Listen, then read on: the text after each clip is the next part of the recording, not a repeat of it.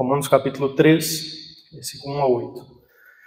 Qual é, pois, a vantagem do judeu? Ou qual a utilidade da circuncisão?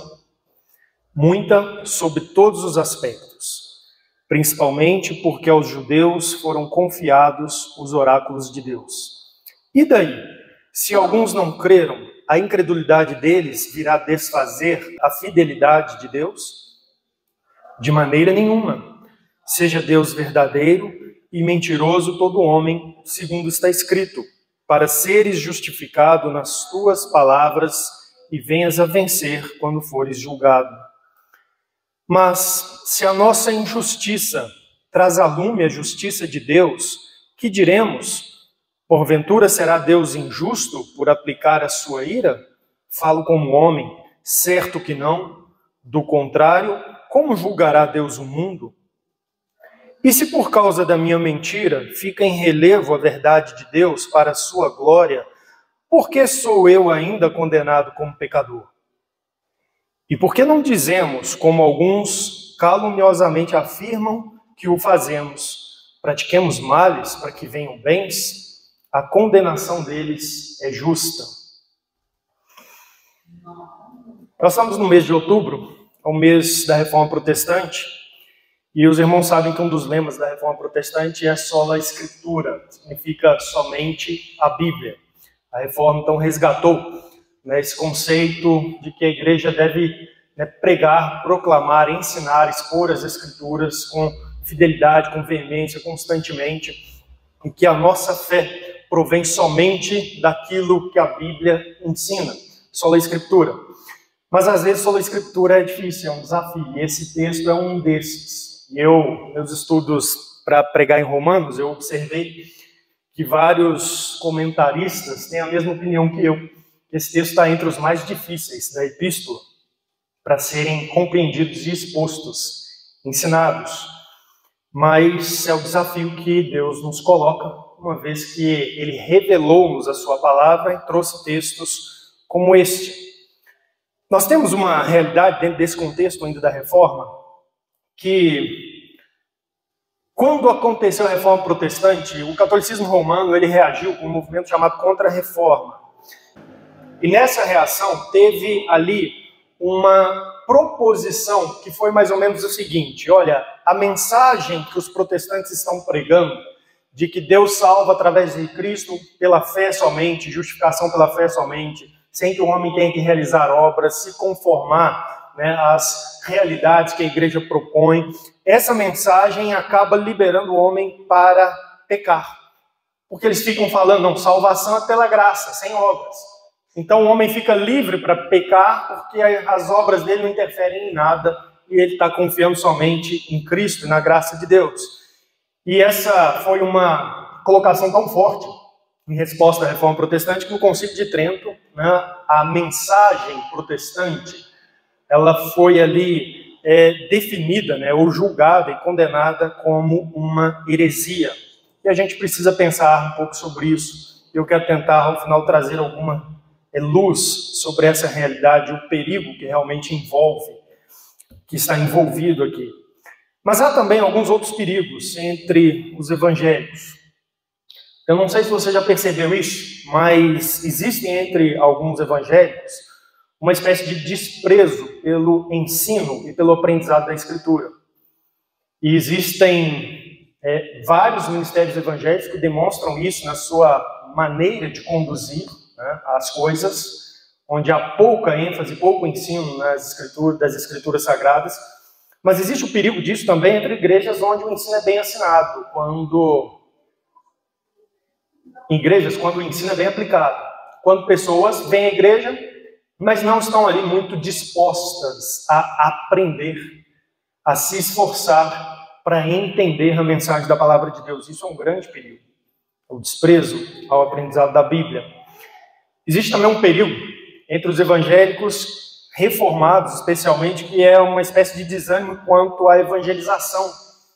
Eu já conversei com algumas pessoas com isso. Bem, nós evangelizamos falando de Cristo e as pessoas não convertem. Então, para que continuar se esforçando evangelizando? Eventualmente, alguém ouve uma palavra e ela é salva. Mas por que isso? e ficam desanimados quanto à realidade de evangelizar e cumprir o mandato do Senhor Jesus Cristo, de ser testemunha dele a toda criatura. E existe também um perigo, que é o perigo da resistência ao arrependimento e abandono de pecados. Existe uma realidade onde pessoas conhecem a mensagem do Evangelho, abrigam pecados no seu coração, para elas são muito preciosos. E essas pessoas resistem em arrepender-se e abandonar esses pecados, mudar as suas vidas. E a gente precisa considerar isso, e esse texto dá para nós uma orientação, um alerta quanto a isso. Para a gente entender esse texto, capítulo 3, versículo 8 de Romanos, que é um texto difícil, é importante a gente entender um pouco do contexto daquela época. Eu quero resgatar algumas coisas aqui. Especialmente como Paulo era visto e tratado pelos judeus. Porque Paulo, nessas palavras, ele está antecipando a reação dos judeus ao ensino que ele está trazendo sobre o Evangelho. E por que ele faz isso? Porque Paulo conhecia muito bem os judeus do seu tempo, o que eles pensavam. Nós já viemos tratando disso aí no final do capítulo 2, como que Paulo confronta exatamente aquelas áreas onde o judeu depositava falsamente a sua segurança. Mas não somente isso, Paulo tinha uma interação com os judeus. E ele era mal visto pelos judeus. E ele era até acusado pelos judeus. E Paulo sabe exatamente o que um judeu iria argumentar e contra-argumentar diante daquilo que ele apresentou no capítulo 2. Então eu quero que você abra sua Bíblia em Atos 21, e eu quero que você veja como que Paulo tinha consciência dos judeus das suas objeções. Por isso que ele argumenta aqui em Romanos capítulo 3. Vamos olhar aqui no versículo 27 e 28 do capítulo 21. Eu quero que você veja como que os judeus viam o apóstolo Paulo.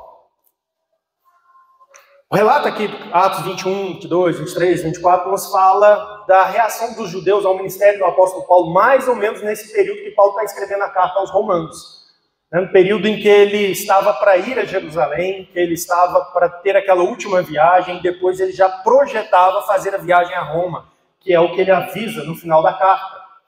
Então, mais ou menos nesse período, aconteceu todo aquele reboliço em Israel, em Jerusalém, onde ele foi preso. E observe o que os judeus acusavam, o que eles falavam de Paulo, como eles viam o apóstolo Paulo. Versículo 27 do capítulo 21, nós vemos assim: quando já estavam por findar os 7 dias, os judeus vindos da Ásia, tendo visto Paulo no templo, alvoroçaram todo o povo e o agarraram, gritando: israelitas, socorro! Este é o homem que por toda parte ensina todos a serem contra o povo, contra a lei e contra este lugar. Olha como que os judeus viam Paulo. A Bíblia nos diz que Paulo está em Jerusalém, já ali no final da sua passagem pela cidade, onde ele já projetava dali ir a Roma, e chegam judeus que haviam vindo da Ásia, daquela região onde Paulo esteve pregando, entrando nas sinagogas, apresentando Jesus como Salvador. E vieram judeus da Ásia para aquela festa, judeus que não se converteram a Cristo, que não aceitaram o Evangelho, e eles chegam em Jerusalém e eles encontram Paulo. E a Bíblia diz, então, que eles fazem um alvoroço ali no templo, agarram Paulo, e eles acusam Paulo, dizendo assim: este é o homem que por toda parte ensina todos a serem contra o povo. Olha, gente, esse homem aqui fora de Jerusalém, ele é contra os judeus. A mensagem dele é contrária a Israel. Sabe, Israel, a descendência de Abraão, o povo escolhido de Deus, o povo da lei. Capítulo 2 de Romanos, que nós tratamos, que Paulo mostra e demonstra aos judeus que eles não estavam seguros por terem a circuncisão, por serem filhos de Abraão, por terem a lei de Israel e achar que a observavam. E eles acusam Paulo exatamente disso. Olha, esse homem aí, ele é contra o povo. Ele é contra a lei. Ele não está nem aí para aquilo que a lei de Deus diz. Ele prega um evangelho que fala assim: é graça somente, meu amigo. Você não precisa da lei. É a graça em Jesus Cristo. O texto diz também contra este lugar. E Paulo não ensina os judeus, os gentios a se circuncidarem, a se tornarem parte do povo de Israel, vir a Jerusalém fazer sacrifícios, adorar a Deus. Na verdade, ele é contra esse lugar, ele é contra esse sistema todo aqui. Essa era a maneira que os judeus viam o apóstolo Paulo naquele período. Observe, mais ou menos isso aqui aconteceu pouco depois de Paulo escrever a carta aos Romanos. Paulo sabia disso. E ele escreve a carta aos Romanos já para enfrentar as objeções e contra-argumentações dos judeus em Roma, que levantariam ao falar assim: vocês receberam a carta aí de Paulo? Esse homem aí, ninguém deve dar ouvidos a ele não. Ele é contra o povo, ele é contra a lei, ele é contra o tabernáculo, o sistema do Antigo Testamento. E Paulo sabia então exatamente que tipo de barreira que ele enfrentaria em Roma. E aos judeus em Roma, e a evangelização dos cristãos e dele próprio também em Roma. E é por isso que ele escreve as palavras do capítulo 3. Observe também o capítulo 24 de Atos. Capítulo 24, versículo 1. 5 dias depois, desceu o sumo sacerdote Ananias com alguns anciãos e certo orador chamado Tértulo, os quais apresentaram ao governador Libelo contra Paulo.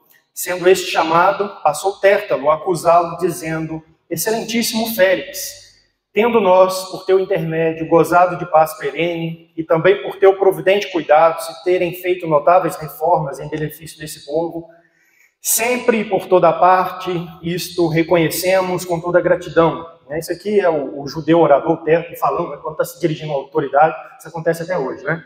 Excelentíssimos ministros, reconhecemos, é o que ele está aqui dizendo. O texto continua, versículo 4. Entretanto, para não te deter por longo tempo, rogo-te, de conformidade com a tua clemência, nos atendas por um pouco.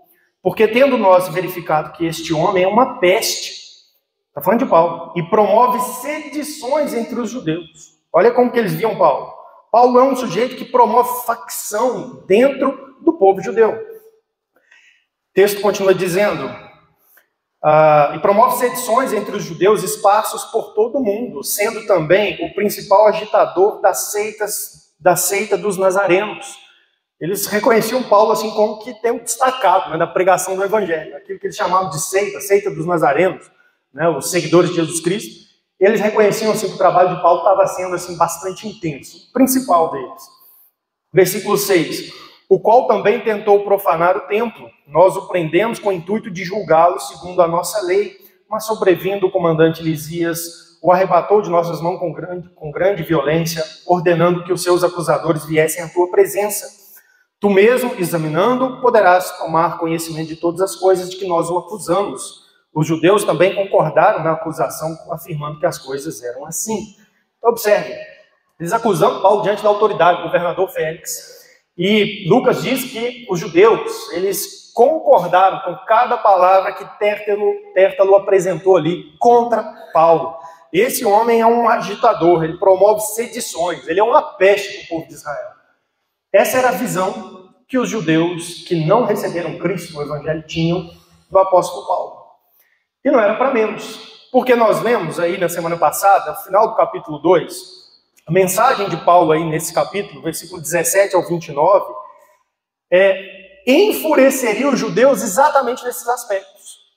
Capítulo de número 2, versículo 17, Paulo diz assim: se tu, que tem por sobrenome judeu, e repousa na lei, e te gloria na lei, ou seja, ele está falando do judeu, dessa questão do judeu assim, se achar especial demais, tem por sobrenome judeu, Judá, né, descendente de Jacó.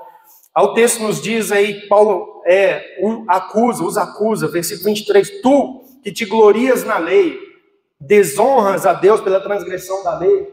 Paulo faz uma acusação, vocês, né, têm a lei como um grande trunfo do povo de Israel, mas vocês na verdade desonram a Deus porque vocês transgridem ela. Vocês não a cumprem de fato. Essa aqui é o confronto que Paulo está fazendo aos judeus, para mostrar que eles precisavam do Evangelho de Cristo. Versículo número 25, a questão da descendência e da circuncisão do sinal externo. Porque a circuncisão tem valor se praticares a lei, se és, porém, transgressor da lei, a tua circuncisão já se tornou incircuncisão. Paulo diz, olha, esse negócio de vocês serem descendentes de Abraão, terem a circuncisão, se vocês não vivem de um modo que agrada a Deus perfeitamente, vocês não cumprem a lei, isso não tem valor nenhum. A sua circuncisão, que seria um sinal de pureza, na verdade é impureza, é incircuncisão. Aí o texto vai nos dizer que ele confronta os judeus e faz até uma inversão. Lembra disso? Olha o versículo 27.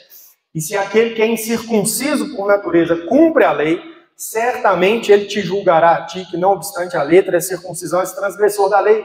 Paulo faz até uma inversão. Olha, se nós temos uma pessoa que não é de Israel, que não é circuncidada, que não é da descendência de Abraão, mas ela cumpre a lei, ela vive de modo agradável a Deus, ela é de fato a pessoa que é pura diante de Deus, não você que tem que ensinar o que é a circuncisão.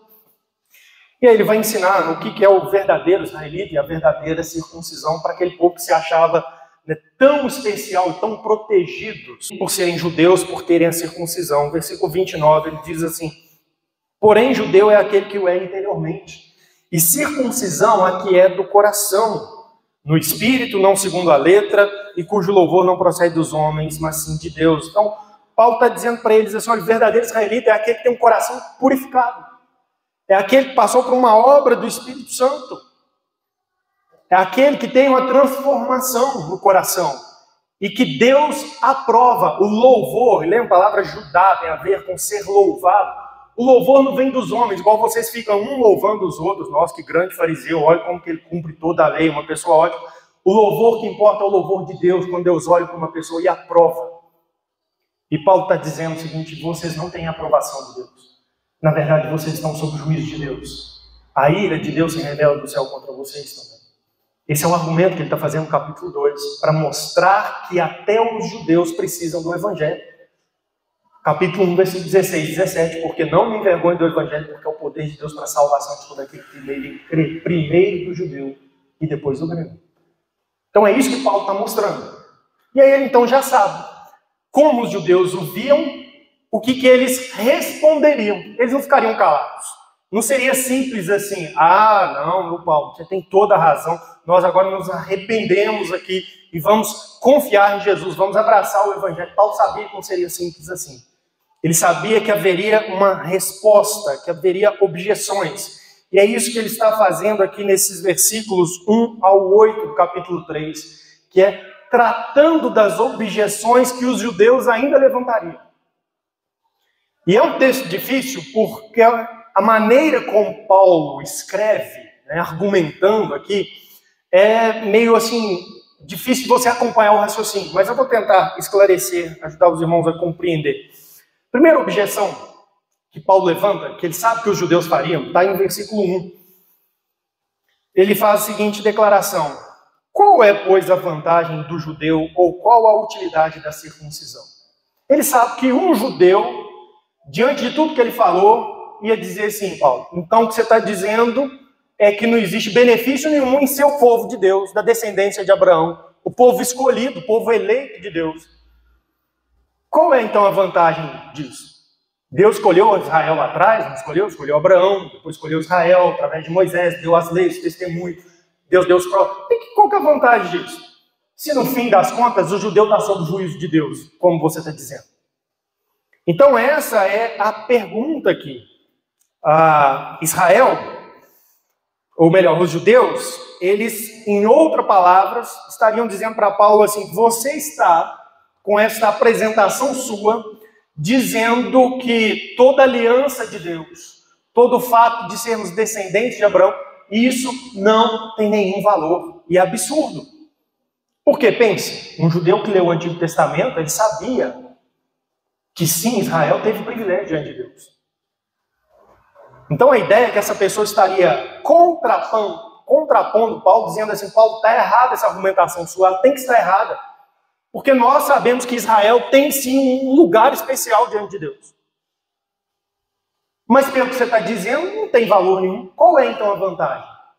Então você deve ler aqui o versículo 1 do capítulo 3, como se uma outra pessoa estivesse falando, dirigindo-se a Paulo e lançando uma pergunta, um questionamento, que na verdade é uma objeção.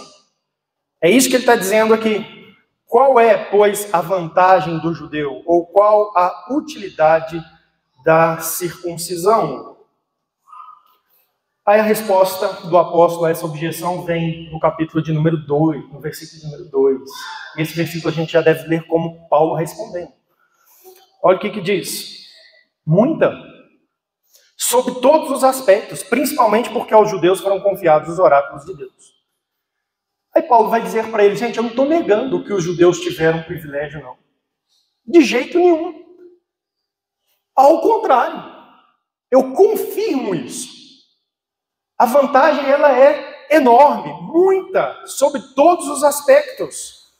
E é importante aqui que o texto, ele traz aqui na sequência, principalmente porque aos judeus foram confiados os oráculos de Deus. Esse termo principalmente, ele poderia ser traduzido como primeiramente, algumas bíblias fazem isso. Porque o sentido aqui do texto é que existe uma lista de vantagens.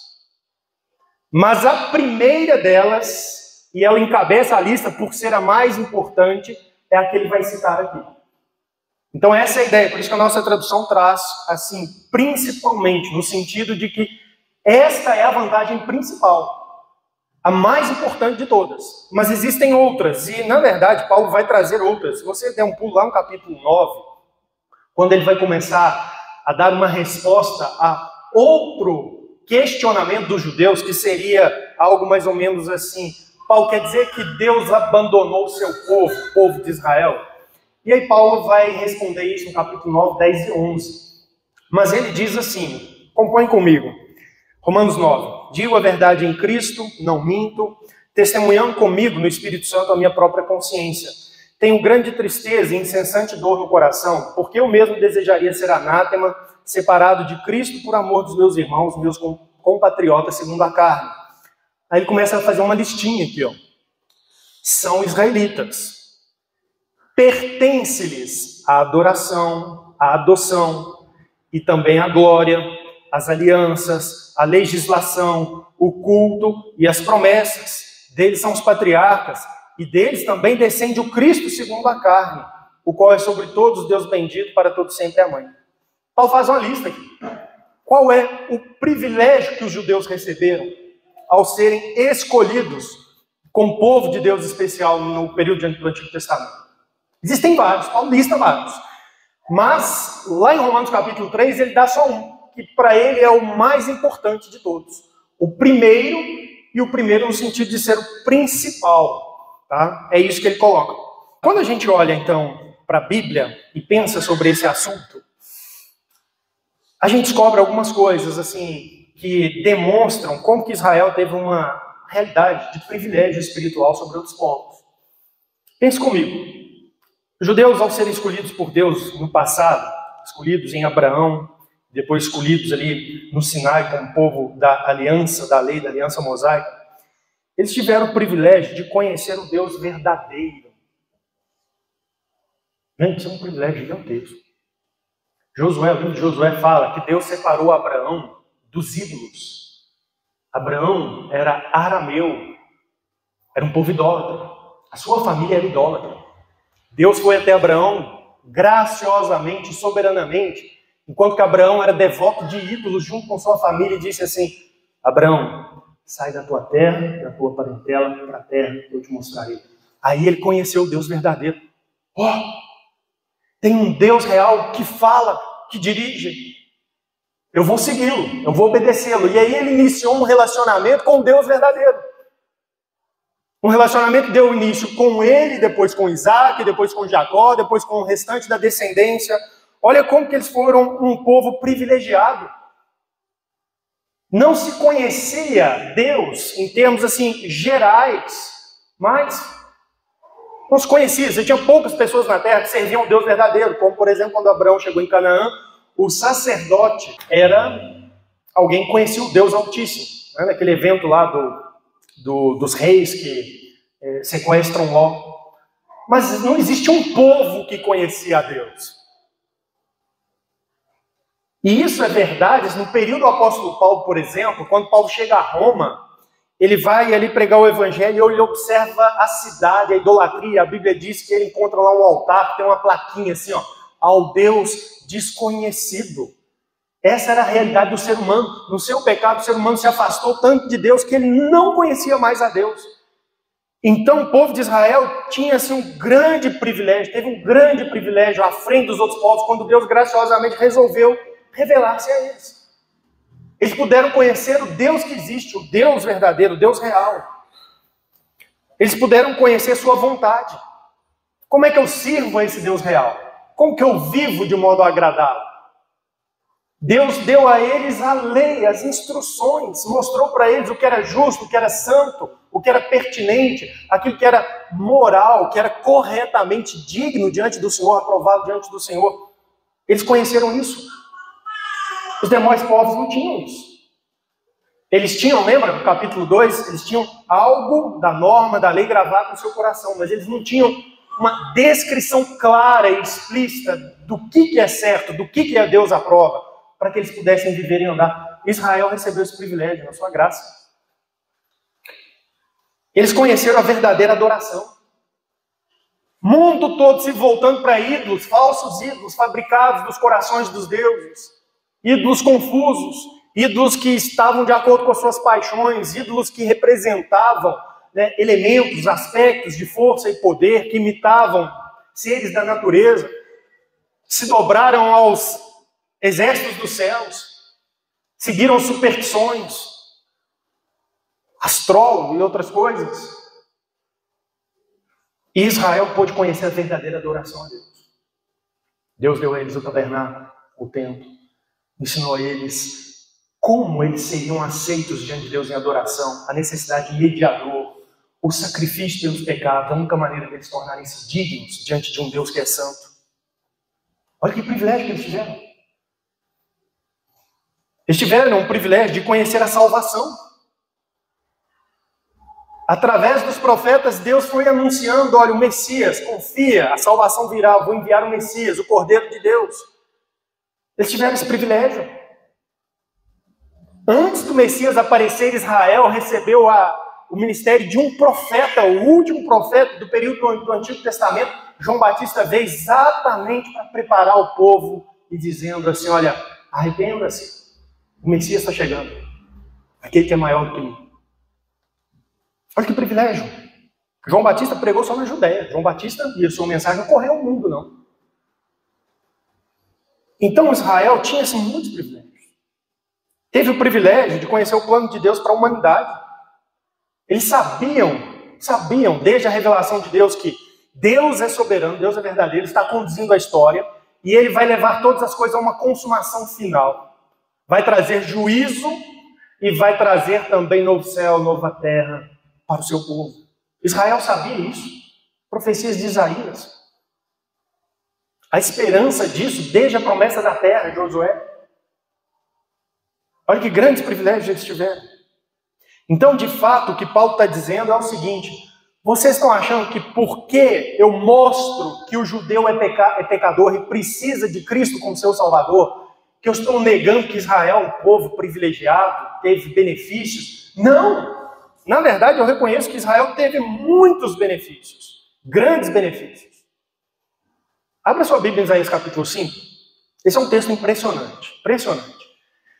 Porque é aquela parábola no livro de Isaías da videira, onde Deus ele fala de Israel, seu povo, como uma videira.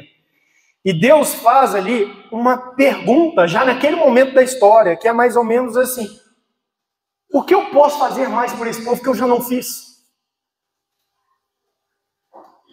Olha que coisa, eu já fiz tudo o que era possível, necessário. E ainda assim eles estão rebeldes contra mim. Olha aí, Isaías 5, versículo 1. Agora cantarei ao meu amado o cântico do meu amado a respeito da sua vinha. Lá embaixo, mais adiante nos versículos, ele vai dizer que a vinha é Israel. Nós vamos chegar lá. O meu amado teve uma vinha num outeiro fertilíssimo. Deus teve um povo numa terra boa, terra de Canaã, onde ele levou Israel. Já é um privilégio. Sachou-a, limpou-a das pedras e a plantou de vides escolhidas. Edificou no meio dela uma torre e também abriu um lagar. Aí Deus foi e cuidou. Nessa terra, Deus plantou sua vinha, proporcionou a ela tudo o que era necessário para que ela crescesse, se fortalecesse e produzisse os frutos. Para que fosse luz aos gentios. Deus fez tudo para Israel. Versículo 2 ainda continua. Ele esperava que desse uvas boas, mas Deus deu uvas bravas. Ah, decepção, Senhor. Fiz tudo para esse povo, para que ele se tornasse uma luz na terra, para que as outras nações olhassem para Israel e falassem: o que tem aqui de diferente? E então eles pudessem dizer, é o nosso Deus, nós conhecemos o Deus verdadeiro. Mas o que aconteceu? Israel, na verdade, deu uva brava. Versículo 3, agora, pois, ó moradores de Jerusalém, homens de Judá, julgai vós, peço, entre mim e a minha vinha. Que mais se podia fazer ainda a minha vinha que eu não lhe tenha feito? E como esperando eu que desse uvas boas, veio a produzir uvas bravas. Olha a pergunta que Deus faz. Gente, eu dei todos os privilégios espirituais, para que Israel produzisse bom fruto. E ele deu maus frutos. O que mais que eu posso fazer?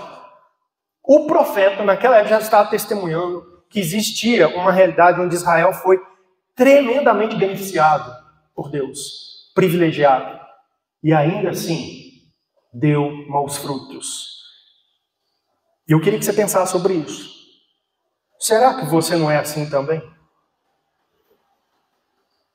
Talvez, se nós avaliarmos a sua vida, você possa perceber que Deus tem te dado muitos privilégios espirituais, mais do que a outras pessoas. Por graça. Porque todos nós somos pecadores, não merecemos. Assim como ele fez com Israel, com Abraão, graciosamente se revelou e chamou. Talvez Deus esteja te dando muitas bênçãos espirituais, muitas oportunidades espirituais, e você esteja resistindo a receber o Evangelho de verdade, a crer em Jesus como Salvador, a dar frutos, os frutos que Deus espera. Uma vida santa, uma vida de testemunho diante de Deus. Pense sobre isso. Pense sobre isso. Em Deuteronômio capítulo 4, quando Deus deu ao povo as suas leis, a segunda geração, Moisés já falou com eles assim, nesses termos, observe. Agora, pois, ó Israel, ouve os estatutos e os juízos que eu vos ensino, para os cumprides, para que vivais e entreis e possuais a terra que o Senhor Deus de vossos pais vos dá.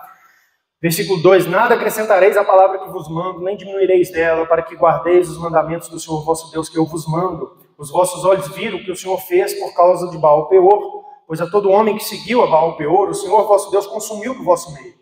Porém vós, que permanecestes fiéis ao Senhor vosso Deus, todos hoje estáis vivos.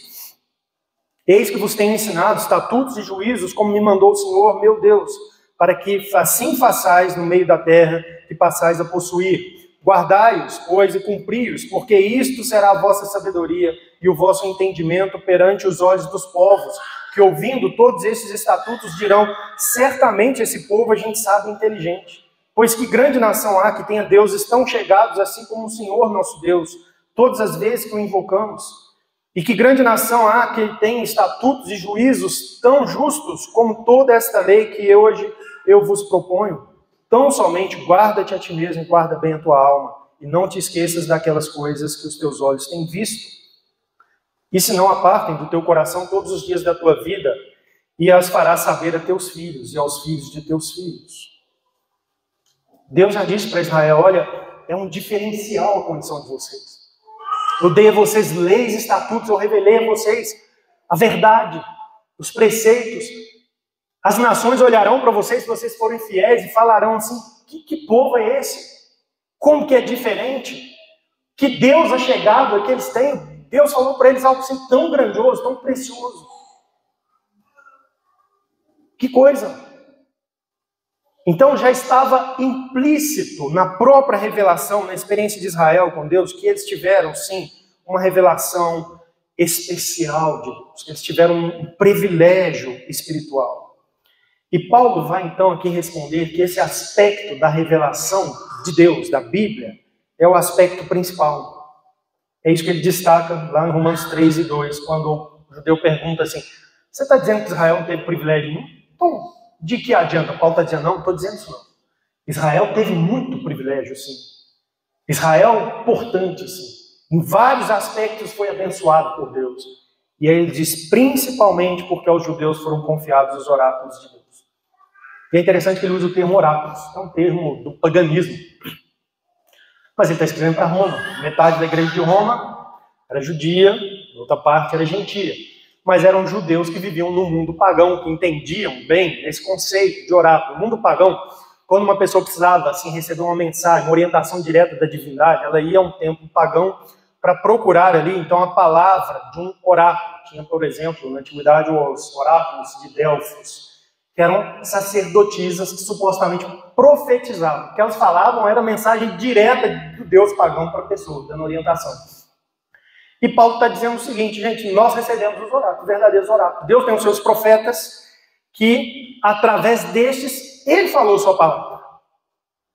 Os judeus foram abençoados principalmente nisso. Olha, nós temos a Bíblia, o Antigo Testamento, que são os oráculos de Deus.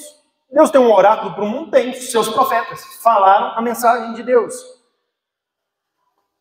E é interessante que através disso, assim, eles tiveram acesso à coisa mais importante, que era o caminho da salvação. Quando Paulo escreve a Timóteo, Paulo exalta a realidade que Timóteo conheceu a salvação através dos oráculos de Deus do Antigo Testamento. Paulo diz a Timóteo assim: tu, porém, permanece naquilo que aprendeste, de que foste inteirado, que desde a infância sabe as sagradas letras que podem tornar-te sábio para a salvação pela fé em Jesus Cristo. Toda a Escritura inspirada por Deus. Ele falando do Antigo Testamento. Ele diz que você permanece na Bíblia, no Antigo Testamento, porque lá está as sagradas letras, o oráculo de Deus, a mensagem de Deus, que pode tornar sábio para a salvação. Timóteo, você foi instruído nisso desde a infância, permanece nisso, a salvação está lá. Israel recebeu isso, através da lei, da revelação dos oráculos de Deus. E como citei aqui domingo à noite, teve época em Israel, assim, onde eles chegaram a rasgar a Bíblia, lembra? Jeremias, período do profeta Jeremias. Jeremias escreveu um oráculo de Deus, mandou levar o livro para o rei. O rei pediu que fosse lido, ele ouviu a leitura de 2 páginas, ele tomou o livro, pegou o canivete, cortou tudo e jogou no fogo.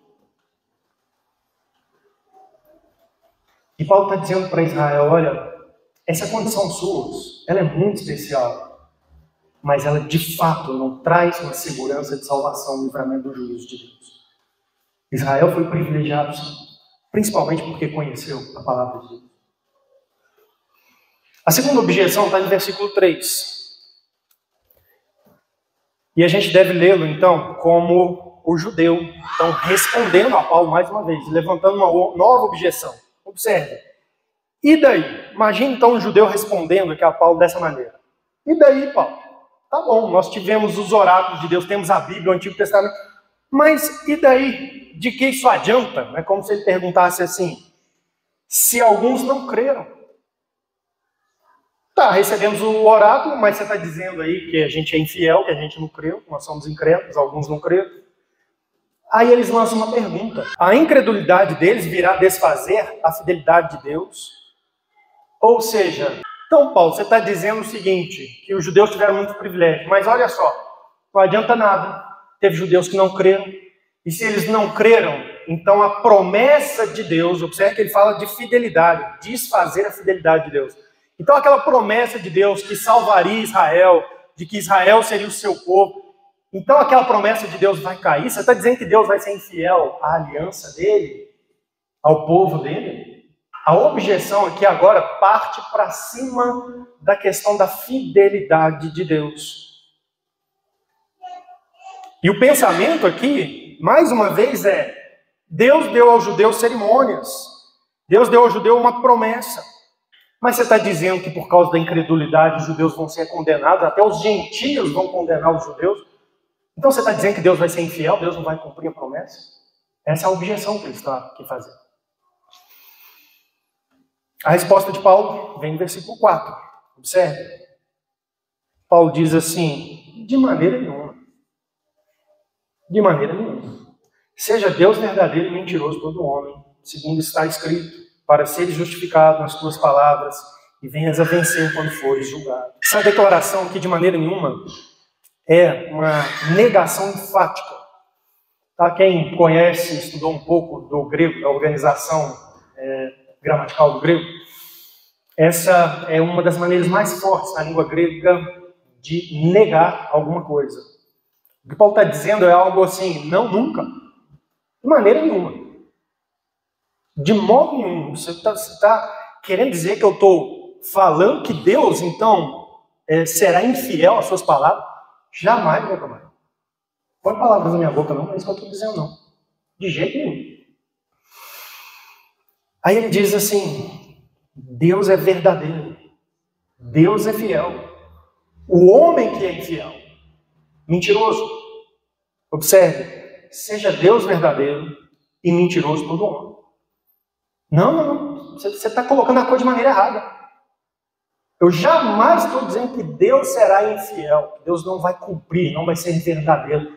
É o homem que é infiel. É isso que eu estou dizendo. É o homem que é mentiroso, não Deus. E ele chama então aqui um testemunho de Davi. O texto diz, segundo está escrito, para seres justificado nas tuas palavras e venhas a vencer quando fores julgado.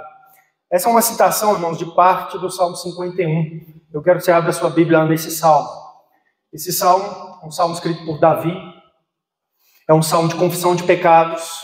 Ele foi escrito dentro de um contexto bem específico na vida de Davi, que foi aquele contexto onde Davi arrependeu-se do pecado que ele havia cometido envolvendo Batseba e Urias. A Bíblia narra para nós, no livro de Samuel, que Davi desejou uma mulher quando a viu tomar banho. Ela não devia estar tomando banho em umas condições muito privadas, né?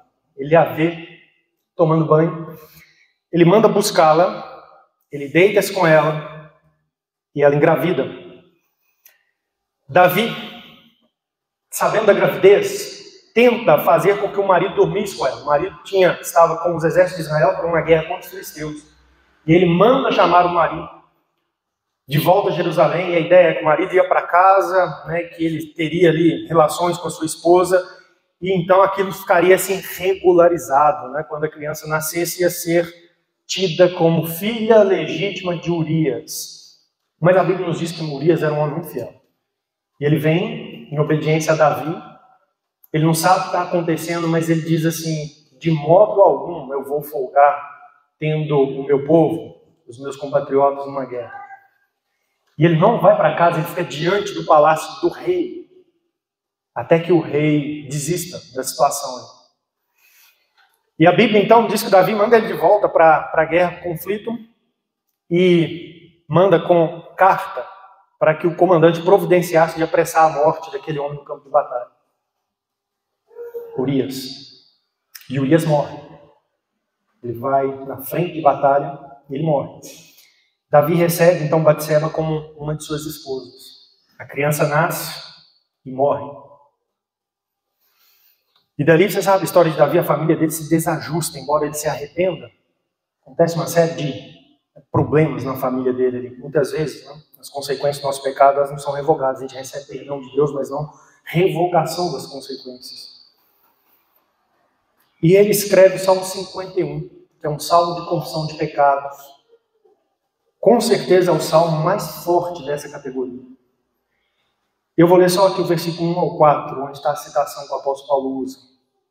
Salmo 51, ao mestre de canto, salmo de Davi, quando o profeta Natan veio ter com ele, depois de haver ele possuído Batseba.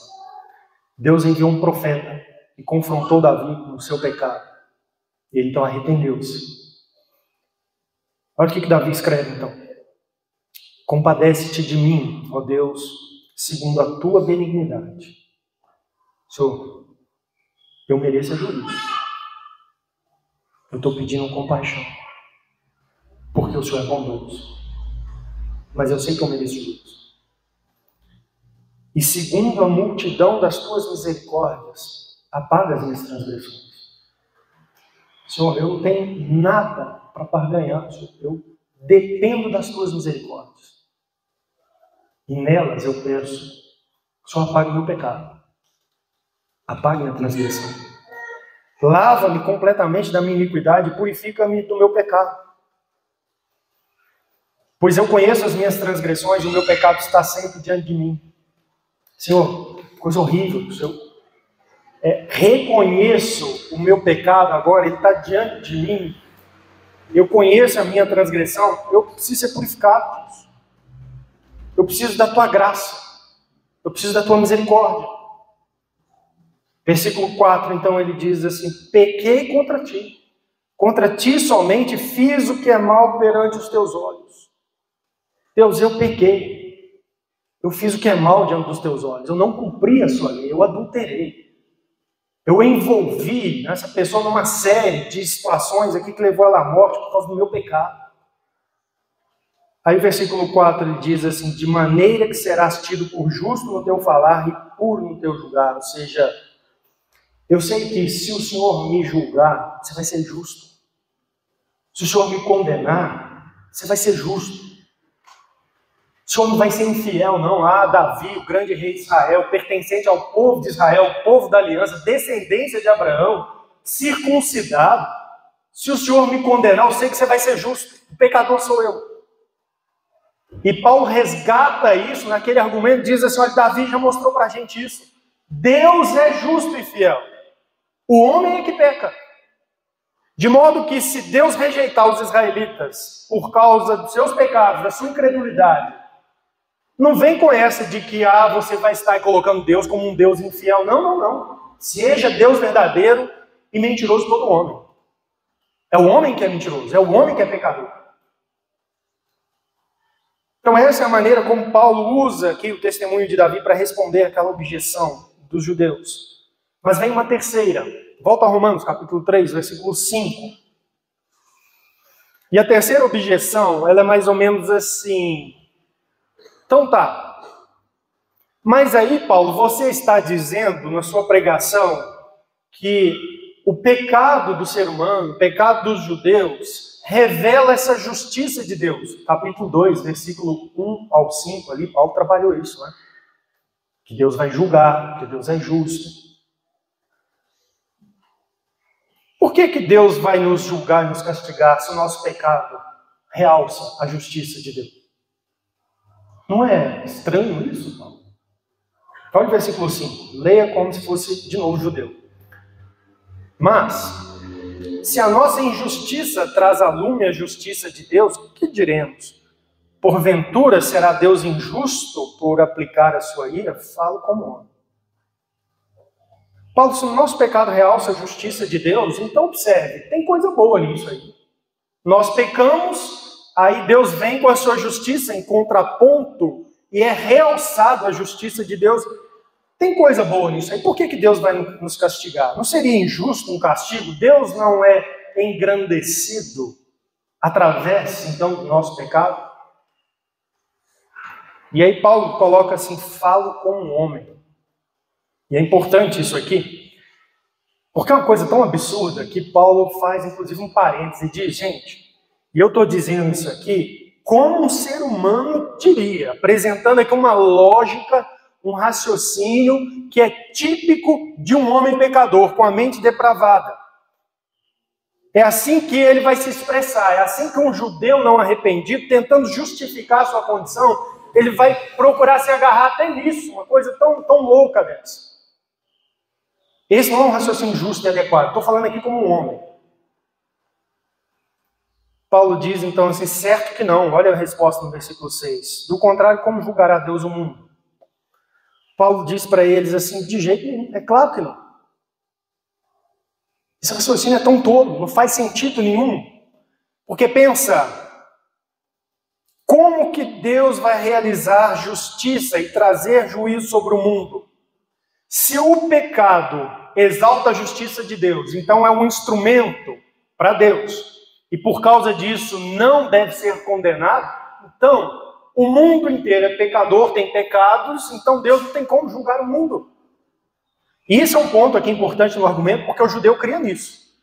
Ele cria que vai ter um juízo final, o dia do Senhor, Deus vai julgar o mundo. Essa é a mensagem de vários profetas. E se eles negassem isso, eles estariam negando os oráculos de Deus. E o judeu não fazia isso. Ele tinha certeza que um dia Deus vai chegar ao desfecho da história, consumar a história e trazer um juízo. Será o dia do Senhor. Só que eles achavam que eles não seriam julgados, mas sim os gentios. E aí Paulo está dizendo assim: isso não faz sentido nenhum. Vocês sabem, Deus vai julgar o mundo. Se as coisas são dessa maneira, não tem como haver julgamento. Então é claro que isso é falso. Deus vai julgar. Portanto, a realidade do pecado não torna o homem desculpado diante de Deus, porque aquilo de algum modo realça a justiça de Deus. Não, Deus vai julgar. Paulo, na verdade, está virando aqui o argumento, né, contra eles. Eles estão acusando Paulo. Paulo está dizendo, não, está lá na lei. Deus vai julgar, vocês sabem disso. Se não for assim, como é que fica a lei? Como é que ficam os oráculos? O versículo 7. Algumas pessoas têm entendido esse versículo como se Paulo estivesse falando de si aqui. Eu entendo que Paulo ainda continua aqui apresentando a palavra desse judeu que está objetando. E ele cita mais um aspecto da mesma objeção aqui. Versículo 7.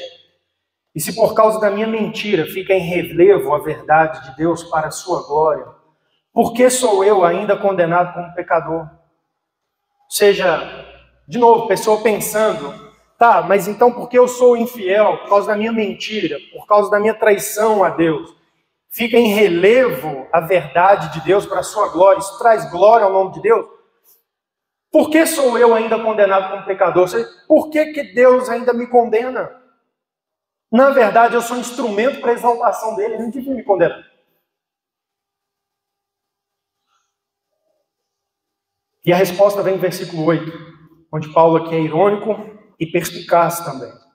Porque ele se defende e os acusa. No versículo 8 ele diz assim, e por que não dizemos, como alguns caluniosamente afirmam que fazemos?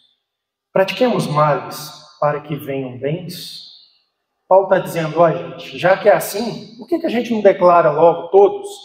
Vamos fazer o mal, porque isso vai se transformar em bem.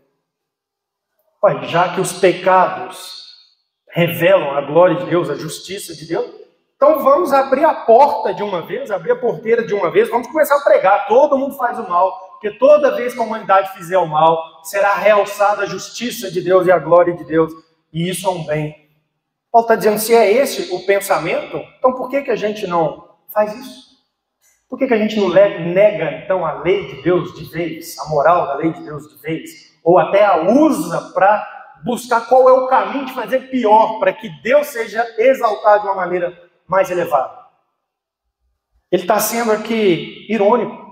Gente, não faz sentido. Olha o estado de perversidade da sua mente. Em vez de você se arrepender e mudar de vida, e receber o Evangelho, a salvação em Cristo, que é para onde os apóstolos, os profetas apontaram, vocês estão aí, vão ficar tentando achar uma justificativa para dizer assim, não pode ser assim, Deus não pode nos condenar assim.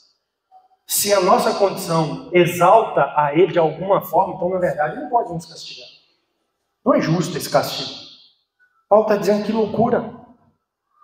Se é isso a verdade, então vamos fazer o mal. Vamos praticar somente o mal. E ele se defende aqui. Os judeus acusavam Paulo de pregar exatamente isso. De pregar a salvação pela graça através do sacrifício de Cristo e que, portanto, não precisava em nada da lei. Olha o versículo 8, ele já se defende. Por que não dizemos como alguns caluniosamente afirmam que o fazemos? Pratiquemos males para que venham bens. Aí ele diz assim, e na verdade vocês ficam me caluniando, falando que a minha mensagem é esta, dizendo que eu prego salvação em Jesus Cristo, que não precisa então de uma mudança, de uma transformação, de conformação à lei, à vontade de Deus. Por que vocês me condenam então? Por que vocês ficam fazendo essa calúnia? Se isso é o certo. Vocês sabem que isso não é o certo. Vocês estão tentando arrumar um argumento para se desculpar. E aí ele termina dizendo se a condenação destes é justa, ou seja, essas pessoas vão ter uma condenação justa. Quem pensa assim, quem age assim, quem acusa falsamente com coisas absurdas, como esse, raciocínios nulos, tolos, terão uma condenação justa. Deus vai retribuir com justiça e punir adequadamente essas pessoas. É isso que ele está dizendo. Ou seja, eu encerro aqui o assunto. Se você não se dobrar, não se arrepender, procurar assim, raciocínios para justificar a sua não aceitação de Jesus Cristo Messias, um dia você vai ser condenado. Essa é a realidade. Eu disse para os irmãos que existem alguns perigos dentro do cristianismo atual que eu queria trazê-los e analisá-los à luz desse texto. O primeiro é o desprezo pelo ensino e aprendizado da Bíblia. Hoje, irmãos, há uma percepção falsa entre alguns cristãos muito perigosa. Algumas pessoas dizem assim, para que uma igreja dedicada a ensinar a Bíblia? Para que a gente tem que estudar bem a Bíblia? Para que a gente precisa assim, ler a Bíblia e procurar entendê-la? Para que cultuar a Deus segundo a Bíblia, de acordo com o ensino da Escritura? Irmãos, há muito valor nisso. Tal qual Paulo diz que Israel teve assim, um grande privilégio, e o mais importante deles foi que eles tiveram os oráculos de Deus. E uma igreja bíblica é uma igreja que tem os oráculos de Deus, que ensina os oráculos de Deus. Uma boa igreja, irmãos, é aquela que abre fielmente a palavra de Deus e ensina. E, na verdade, essa é a vantagem da igreja hoje. Se existe alguma coisa que se chama de igreja, mas não tem ensino da Escritura Sagrada, assim, pode te dar uma vida religiosa como os judeus tiveram, mas não tem valor. O mais importante é a Escritura. A Igreja Católica tentou ensinar, e através dos séculos, que as pessoas eram salvas pela fé e por aquilo que a Igreja oferecia, salvo pela Igreja, pelos sacramentos, pelos rituais, pela penitência. E não é esse o caso. A Bíblia nos diz, Romanos 10, que a fé vem pelo ouvir a palavra de Deus, a mensagem de Cristo. Uma igreja que vai simplesmente te inserir num sistema cerimonial, ritualístico, numa programação semanal religiosa, mas que não prega a Bíblia, que não ensina a Bíblia, isso não tem valor nenhum. Que não leva as pessoas à fé em Cristo, não desafia as pessoas a confiar só em Jesus Cristo. No dia do juízo, ela estará tão perdida quanto pessoas que não estão na igreja. Esse é um fato.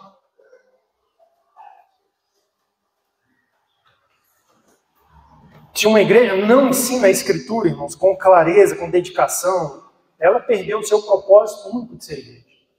No ano passado falei para os irmãos que a verdade é o assunto da igreja, é a função da igreja, coluna e baluarte da verdade.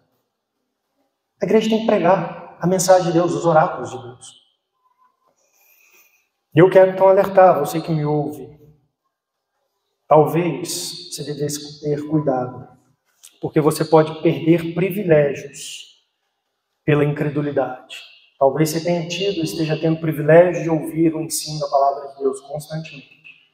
Um ensino que é entregue a partir de um esforço de tornar aquela mensagem clara, de ensinar. Você tem um privilégio assim de ouvir pregação, de aprender Bíblia, de conhecer o Evangelho. Mas se você rejeita Cristo, se você rejeita esse ensino, se você rejeita a salvação oferecida em Cristo, você fica como o povo de Israel, incrédulo e sob o juízo de Deus. Mesmo que esteja numa igreja que pregue Bíblia. Eu queria que a gente pensasse sobre um outro perigo, que é o desânimo quanto à evangelização. A pergunta que Paulo coloca aqui como objeção dos judeus vem assim: se alguns não creram, a incredulidade deles virá desfazer a fidelidade de Deus? E alguns cristãos, me parece que às vezes têm essa sensação, começam a testemunhar o evangelho para um, para outro, não veem conversões, e aí fica assim, acho que não vale a pena evangelizar. A gente prega, as pessoas não se convertem, parece que Deus nem está sendo fiel. Deus não falou que se a gente pregasse, as pessoas iam se converter, que os eleitos iriam chegar à fé. Mas a gente prega testemunho para um, para outro, você não vê conversões. E vão desanimando. Irmãos, é o contrário disso. O fato é que Deus é fiel. E é exatamente porque Deus é fiel que nós devemos pregar. Alguns serão incrédulos, como o povo de Israel foi. Mas Deus tem o seu povo. Como em Israel, Deus tinha um remanescente fiel que creu, que recebeu, que aceitou. E é por isso que a gente deve pregar, e pregar com ousadia, porque Deus converte sim as pessoas através da pregação. Aqueles que Ele por graça chama. É por graça, não tem a ver mesmo com a pessoa, com o pecador. Ele é duro, ele é morto espiritualmente. Deus chama e converte aqueles que Ele escolheu. É por isso que nós devemos pregar. Então a gente não deve assim, nos desanimar, porque alguns assim, ouvem a palavra e são incrédulos. A gente deve ter cuidado, isso é um perigo também no texto. A gente deve ter cuidado também com a tendência de voltar-se contra Deus e questionar o seu julgamento, de não aceitar os seus oráculos, a sua palavra revelada. Eu estava na igreja, eu comecei a ouvir umas coisas sobre pecado, me incomodou. Não, isso aí não. Eu tapei os ouvidos, fiquei até um tempo sem ir na igreja. A gente tem que tomar cuidado com essa atitude. Isso é pecado, isso é rebelião. Isso só aponta para a justiça do juízo de Deus sobre o ser humano, caso ele não se arrependa. Se uma pessoa peca e ela não se arrepende diante do confronto da mensagem do Evangelho, se ela fica incrédula, se ela questiona o juízo de Deus sobre aquilo, ela está sendo mais pecadora, mais rebelde, mais digna do juízo. A gente tem que tomar cuidado com isso. Essa resistência de arrependimento, de abandono de pecados. E, irmãos, o ser humano tem uma tendência forte para se justificar. Pessoas justificam seus pecados, queridos. Não, nós somos acolhidos com a graça de Deus. Olha, eu sou um pecador, mas eu fui justificado pela fé. Eu estou salvo em Jesus Cristo. Como que Deus é maravilhoso. Como que o meu pecado e a minha salvação em Jesus Cristo glorifica a Deus, exalta a justiça de Deus em Jesus Cristo, no sacrifício dele. E ela não abandona, não arrepende, não muda de vida. A gente tem que tomar cuidado com isso. A gente deve se livrar, irmãos, de qualquer tentativa de justificar nosso pecado. Nosso coração é enganoso. E nós muitas vezes tentamos abrigar o pecado na nossa vida através de percepções equivocadas.